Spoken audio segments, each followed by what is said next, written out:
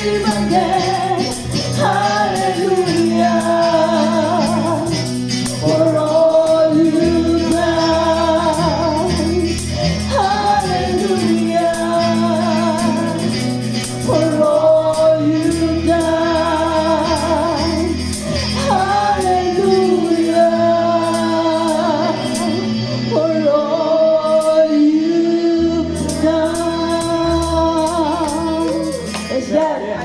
Hallelujah. Tunay nga karapat dapat na lagi nating papurihan ng Panginoon. Amen. Dahil ang Panginoon hindi siya nagsasawa sa pagpapala sa atin. So mga pagpapala at pagpapalo, it's a good blessing from the Lord. Amen. Hallelujah. I give you glory. Amen.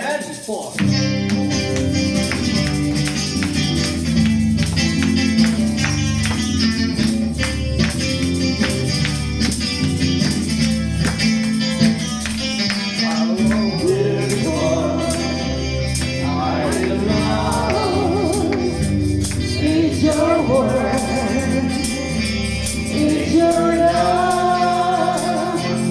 Oh, how glorious are you, Lord. It's your power, it's your cross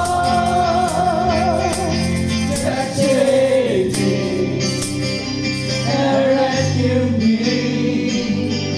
There's a moment there set you free.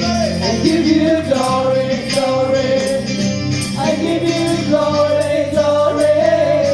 I give you glory, glory. Jesus, I give you glory, glory.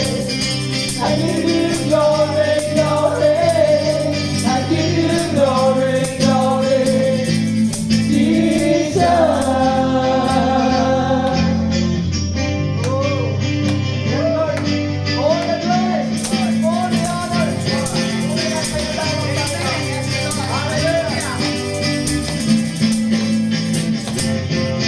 How beautiful are you, Lord? It's your word, it's your love. Oh, how glorious are you, Lord? It's your power, it was your cross that saved me and rescued me. Just a moment there set you free. That saved me and rescued me. Just a moment there set you free. I give you glory, glory. I give you glory, glory. I give you glory, glory. Jesus, I give you glory, glory. I give you glory, glory. I give you glory, glory. Jesus, when I crowd turns, you became my king forever. When I crowd of turns, you became my king forever. When I crowd of turns, you became my king forever. When I crowd of turns, you became my king forever. Just save me and rescue me. Just a moment there, set me free. Thank you, Lord. Just save me and rescue me. Just a moment there, set me free. I give you glory, glory. I give you glory, glory. I give you glory, glory.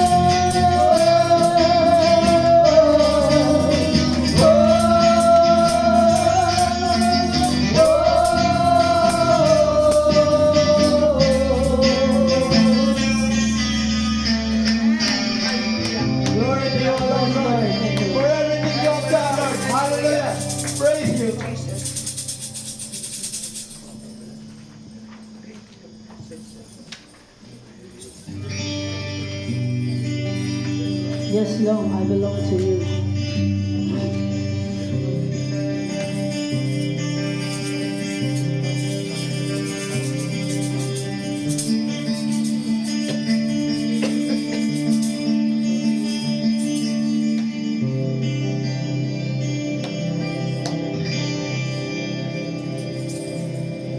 Here I stand, forever in your mind.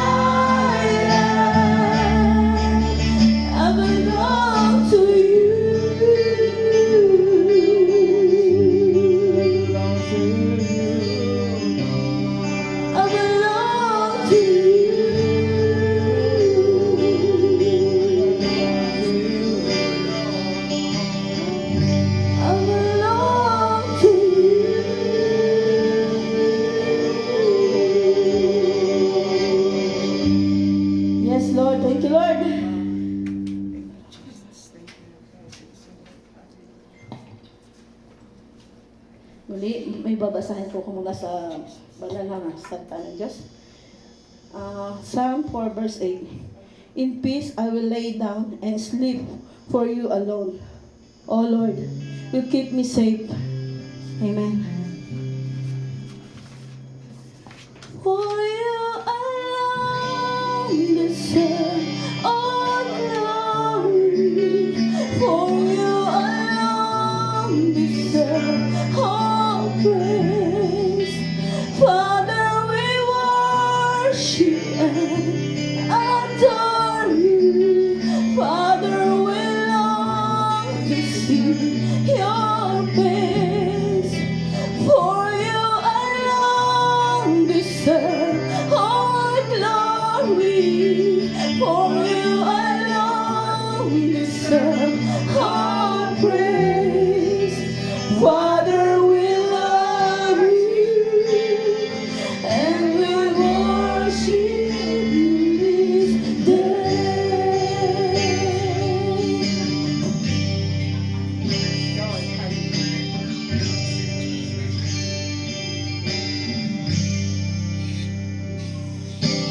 You are the peace that lights my heart. My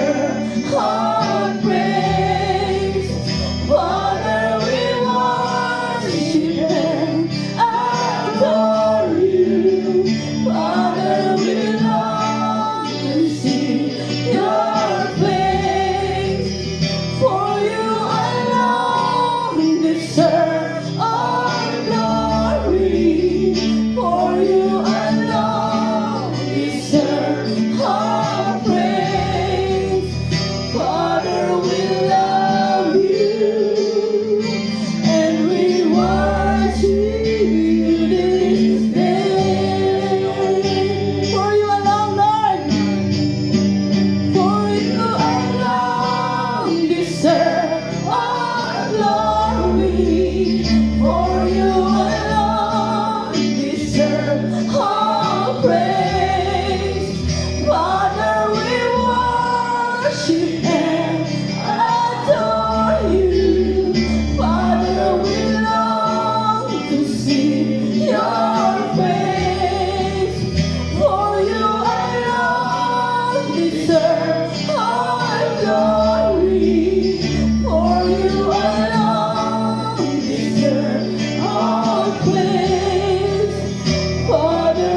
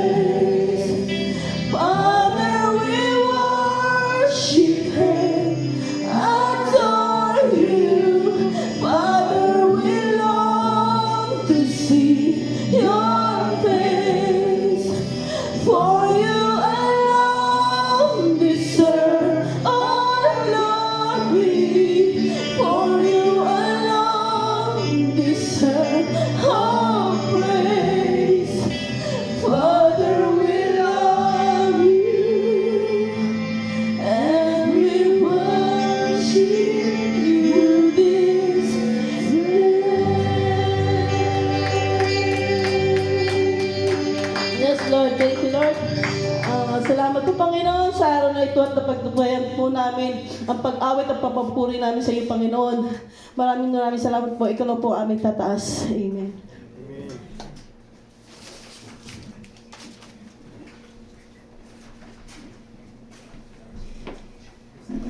Amen. Masarap po magpuri sa Panginoon, ano? Kung ikuan po talaga natin ang awit, grabe ang awit na yan. To deserve alone. Amen. To alone, to deserve.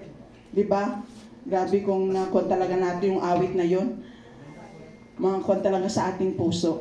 Amen.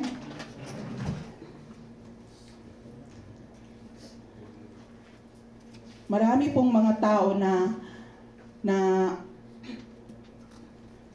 marami pong tao dito sa ibabaw ng mundo na ipagpalit ang Panginoon sa kanilang mga, lalo na sa panahon at sa oras, ipagpalit nila dahil sa kanilang mga hangarin sa kanilang sarili, sa kanilang trabaho. Wala na silang panahon sa Panginoon, kundi dahil lang sa trabaho, sa pag-aaral, lalo na ang marami pong mga kabataang babae at lalaki na wala ng time na magbigay ng panahon at oras, Panginoon, lalo na ang mga ilaw ng tahanan. Dahil lang sa kanilang hangarin sa kanilang buhay. Amen? Napakaraming tao na kayang ipagpalit ang Diyos sa mga pangarap niya sa buhay. Napakaraming tao na ipagpalit ang Diyos, maraming bagay sa kanyang minimithi. Napakaraming pinagpalit ang pagbibigay oras at panahon sa Diyos.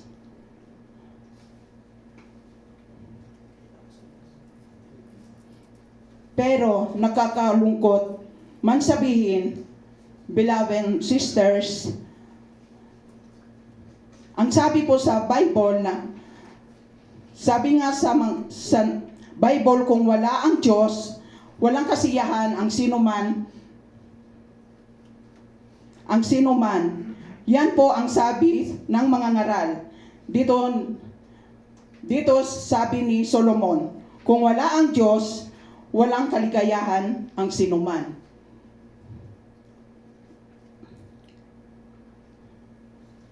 Sad to say, ang tao ay hinuhugot ang kaligayahan sa mundo sa kanyang sariling ambisyon. And the end of the day is nothing. Sapagkat yun ang tunay na solusyon sa sagot na inaasam ng buhay na tayo'y may satisfaction. Kaya sa oras po nito, ang ating nais ko pong ibigay sa inyo, ang aking topic ko po ngayon umaga ay, what is the big difference between those who serve God and those who do not serve Him?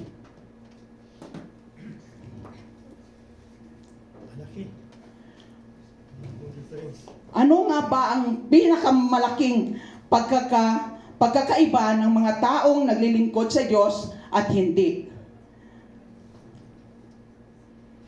Ano nga ba ang mga taong nagbibigay oras at panahon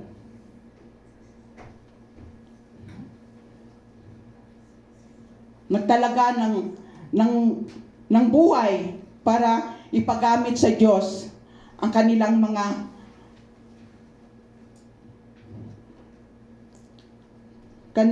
panahon, oras, at hindi sa paglilingkod sa Diyos Ano, napakalaking pagkakaiba. Yan po ang walang sa ating talakayin. According to Scripture, sabi po ng Diyos, sa kanyang salita, ang Diyos po ang pinakapangyarihan at mismo ang nagsalita in the book of Malakay. Yan po yung binasa ni Kuya Dister.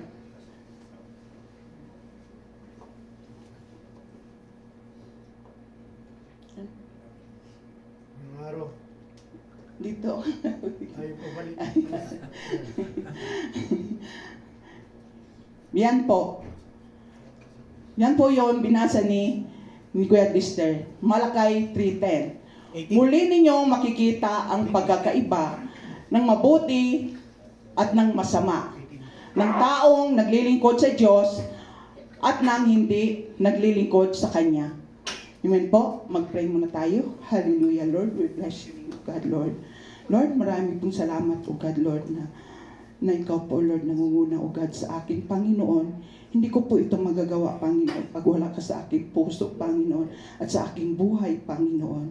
Ikaw po, O Lord, na itago mo lang po ako, God, sa iyong likod, Panginoon. Upang, O God, Lord, kung ano man ang makita nila sa akin, Panginoon, ang aking pagkatao, kundi ikaw ang kanilang makita, Panginoon. Marami pong salamat, O God, Lord, sa umagang ito, O Lord. Ito po ang aking dalangin sa ngalan ni Jesus. Amen. Amen.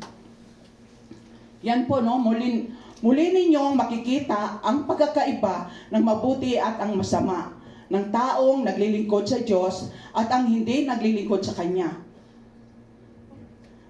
Dito po, makikita po natin ang mismong Diyos ang nagsalita dito sa Malakay na malaking pagkakaiba ng mabuti at ng masama, ng taong naglilingkod sa Diyos at ng hindi naglilingkod sa Kanya. Diyan po sa mabuti at masama, sa taong naglilingkod sa Kanya, kahit tayo lang, di ba, makuha natin sa ating sarili, pag tayo naglilingkod sa Panginoon, tayo ay binabiyayaan ng Diyos. Amen? Lahat ng mga problema, hindi natin yan parang wala lang yan sa atin. Pero yung taong hindi naglilingkod sa Kanya, di ba mapansin ninyo na pag walang Kristo sa buhay niya, pag may problema, pagsubok, grabe ang kanyang struggle sa buhay niya. Na gusto na magpakamatay. Lalo na kung, di ba? Kung lalo na siguro mabigo sa pag-ibig, di ba? Grabe. Grabe talaga ang kuwan niya. Nakarelate na dyan ah. Oo, iba talaga. Pero pag tayo nasa Panginoon, pag nabigo tayo, di ba, parang wala lang. Pero mga 1 week, 3 weeks, o 1 month, wala na yan sa atin. Kasi kasama natin ang Panginoon, di ba? Pero ang taong hindi naglilingkod sa Panginoon, ilang taon niya iniisip. Di ba? Ilang taon siya makamove on. Di ba? Napakalaking, yan pang sabi ng Panginoon, napakalaking pagkakaiba ang taong naglilingkod at hindi naglilingkod sa Kanya. Amen? One day.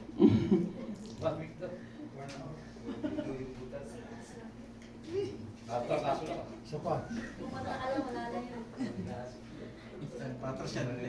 Apat.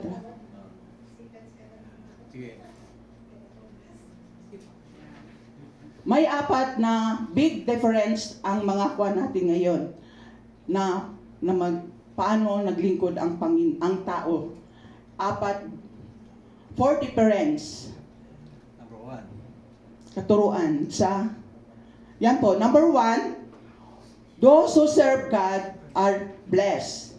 Those who are not are in want. Di ba? Ang mga taong nag-serve sa Panginoon, dito po natin makikita ang mismong Diyos ang nagsabi makikita natin ang bawat isang tao na naglilingkod sa Diyos ay sobrang magiging mapalad. Sobrang maranasan niya ang pagpapala galing sa Panginoon. Ang favor, di ba? Ang favor ni Lord, yung taong nag-serve sa Kanya. May favor tayo sa Kanya. Talagang napakalaking pagkakaiba ang mga taong naglilingkod sa Kanya. Maranasan niya ang buhay na talagang napakapalad at pinagpala ng Diyos. Amen? Amen. Secondary lang po yung mga bagay na ating pinangarap. Maraming taong na-overflow ng mga materials and pinagpala. But deep inside, wala pong kaligayahan ang mga taong hindi naglilingkod sa Diyos. Diba? These who are not are in one. Yung mga taong marami pong taong nagbihis ng buhos ng oras at panahon sa maraming bagay, pag-aaral, pangarap ng buhay, paghahanap buhay, but the end of the day, lumuluha sa isang sulok sa kanyang tahanan. Di ba? Yun na po yung sabi ko. Pag ang taong hindi naglilingkod, kung may pagsubok sa buhay, hindi natin alam. Tumutulo ang luha. Tumutulo ang luha doon sa... Hindi na yan makausap, doon na nakakulong na yan sa kwarto niya. Di ba na? Napansin po ninyo? Kaya pala nun wala lang si Sister Mariam. Nakakulong sa kwarto. Pero bakit? Sapagkat may kulang, hindi po kasi makapagbibigay ng totally satisfaction ang mga bagay na pangarap natin. Kapag di natin tunay na maranasan, makapagbibigay sa atin na tunay, biyaya at pagpapala, ay walang iba kundi ang unahin natin ang pagbigay tayo ng oras at panahon para paglingkuran ang Diyos na makapangyarihan sa lahat.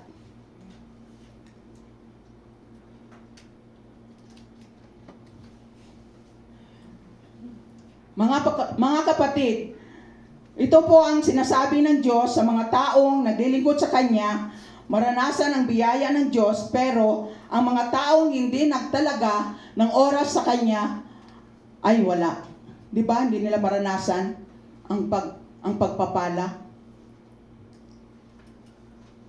Iba talaga yung taong naglilingkod sa Diyos kaysa hindi.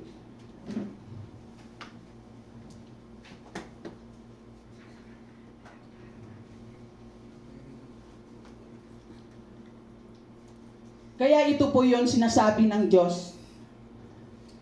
Pinakamalaking pagkakaiba. Pansinin po ninyo ang mga taong naglilingkod at nagtatalaga ng panahon. Di ba masaya sila? Masaya tayo. Amen. Tayo. Kahit na anong mga pagsubok dyan, wala lang. Masolve din natin sa tulong ng Panginoon. Amen? Kasi may pag-asa tayo. Andyan si Lord, sabi natin. Bakit tayo malungkot? Di ba? Bakit tayo magdusa? Naglilingkod naman tayo sa Panginoon. Pero yung taong hindi naglilingkod sa Panginoon, wala silang mapuntahan. Kundi, yun lang, nakamukmok sa kwarto. Amen? Kaya kung may mga kaibigan kayo na wala pa sa Panginoon, Yung parang ni Genesis. i-advise ninyo at yayain nyo na magsimba. Amen? Kaya sabi nyo, di ba? Yun, i-share niyo ang kabutihan ni Lord. Sabi nyo, kapatid, o kung hindi, Kaibigan, tingnan mo ako, pag may problema ako, hindi ako masyadong nag-alala. Dahil may Diyos ako sa puso ko. Amen. Amen? Yun po, kahit na sa ating trabaho, sa akin, minsan doon sa aming parlor, ganyan ginasabi ko sa mga kaibigan, yung mga kasama namin sa church, ay doon sa parlor. Kasi minsan, wala na silang, ano ba ito, palaging, ano ba itong amo natin na palaging anong sinasabi? Parang walang isang salita, di ba? Minsan, ganyan tayo. Kaya minsan ako hindi na ako magsalita, sabi ko, wag na tayo magsalita. Si Diyos, ang Diyos na lang bahala sa amo natin. Naganyan ko sila. Tahimik na lang tayo, sabi ko, wag na tayo maraming salita. Ay sila, kay marami silang sinasalita, ginangkuha nila yung amo. Sabi ko, wag naman kayo ganyan. Minsan, ginasumpa pa nila. Sabi ko, wag naman yung ginasumpa. Sabi na, sumpain natin. Minsan, grabe talaga, grabe naman kayo, wag kayo maganyan. Minsan, ginaganyan ko sila. Oh, yun talaga ang mga taong hindi naglingkod sa Panginoon. At saka, yung taong hindi naglingkod sa kanila, ay sa Diyos, hindi niya talaga maranasan yung kabutihan ng Panginoon sa buhay niya.